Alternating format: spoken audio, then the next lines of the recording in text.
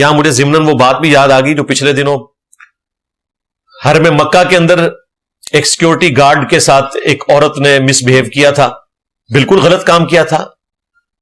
میں نے دیکھا یہ جتنی بھی تھوڑی صحت مند عورتیں ہیں جن کا قد زیادہ ہوتا ہے نا، تو ان کا خام خواہ ایک میٹر گھوما ہوا ہوتا ہے.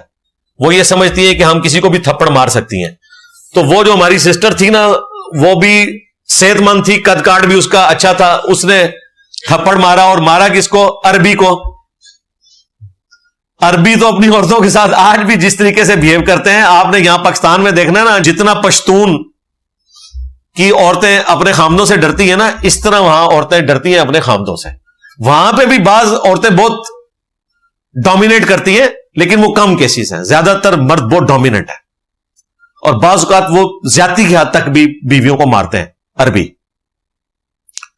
اب وہاں پہ عرب کی طرف سے ایک سیکورٹی پہ مامور شخص ہے، اس کو تھپڑ مار دیا اس عورت نے. پتہ نہیں وہ کس وکھرے جہاں میں تھی، تو جواباً اس نے بھی اس کو پھر 2 تھپڑ مارے. پھر وہ گر گئی، پھر اس نے وہ چشمہ بھی اپنا اٹھایا. اس پہ بھی میجورٹی ہمارے جو سپیکرز تھے انہوں نے کہا کہ جی غلطی جو ہے وہ اس عورت کی ہے، جبکہ میں سمجھتا ہوں کہ اس کی غلطی کم ہے، مرد کی غلطی زیادہ ہے.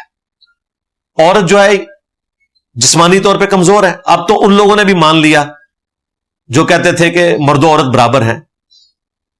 مرد و عورت میں برابری ہے جسٹس کے پوائنٹ آف ویو سے، ایکویلٹی نہیں ہو سکتی، ناٹ ایٹ آل. آپ نے دیکھا تھا اولمپکس میں وہ الجزائر کی ایک خاتون، بلکہ وہ ٹرانسجینڈر ہی تھا شاید کوئی، اس کا ایک موقع پڑا تو وہ ہنگری کی جو تھی باکسر، اس نے رونا شروع کر دیا. اس نے کہا اے موقع کو وکھرا ہے بھائی.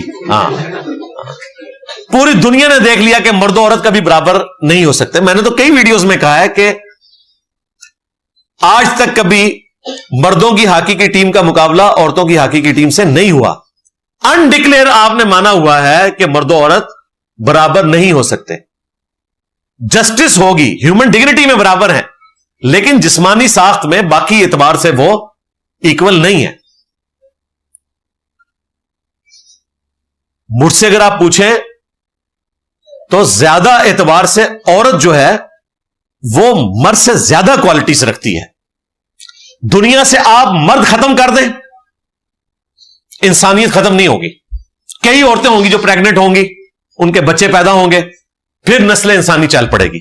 لیکن اگر دنیا سے ساری عورتیں ختم کر دیں، چند سالوں میں انسانیت ختم ہو جائے گی. تو آپ مجھے بتائیں کہ مرد زیادہ سٹرانگ ہے یا عورت؟ عورت. عورت اپنے پیٹ میں بچے کی پرورش کر سکتی ہے. عورت کو اللہ نے یہ کوالٹی دی ہے کہ اس بچے کی ڈلیوری کر سکتی ہے.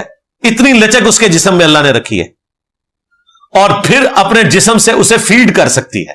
مرد کے پاس اس کے قریب قریب بھی وہ کوالٹی موجود ہے؟ مجھے بتائیں. نہیں ہے.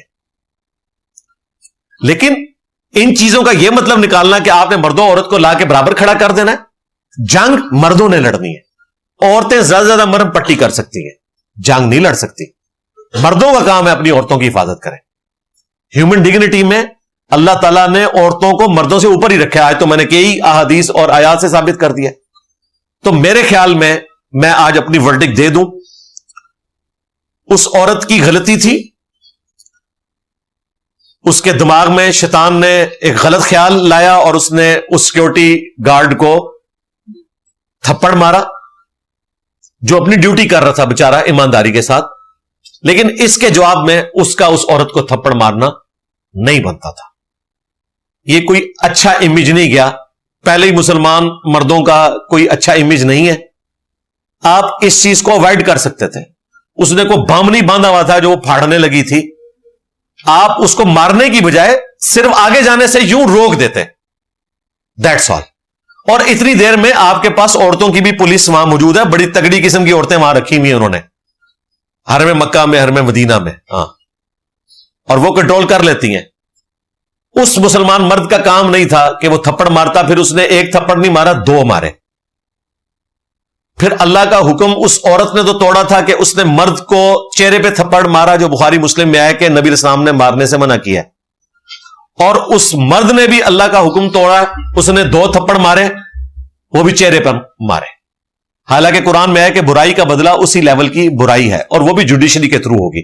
اس قسم کے جو معاملات ہیں، جس طرح سورۃ المائدہ میں آیا کہ دانت کے بدلے دانت، ناک کے بدلے ناک، آنکھ کے بدلے آنکھ، کان کے بدلے کان، اور ہر زخم کے بدلے اس لیول کا زخم، لیکن وہ جوڈیشری کے تھرو ہوتا ہے، آپ نے خود نہیں کرنا ہوتا۔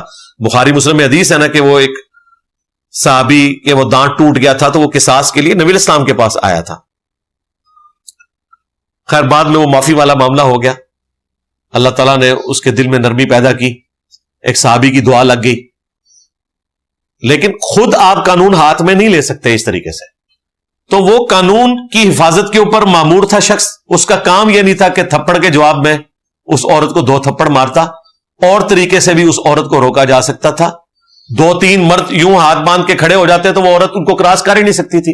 اتنی دیر میں باقی لوگوں نے اس عورت کو کہنا تھا کہ تم غلط طرف جا رہی ہو، لیکن شاید وہ جذبات میں تھا، اس نے جواباً اس کو 2 تھپڑ مار دیے۔ اس عورت نے بھی غلط کیا، مرد نے اس سے بڑا غلط کیا، ہم اسے کنڈیم کرتے ہیں۔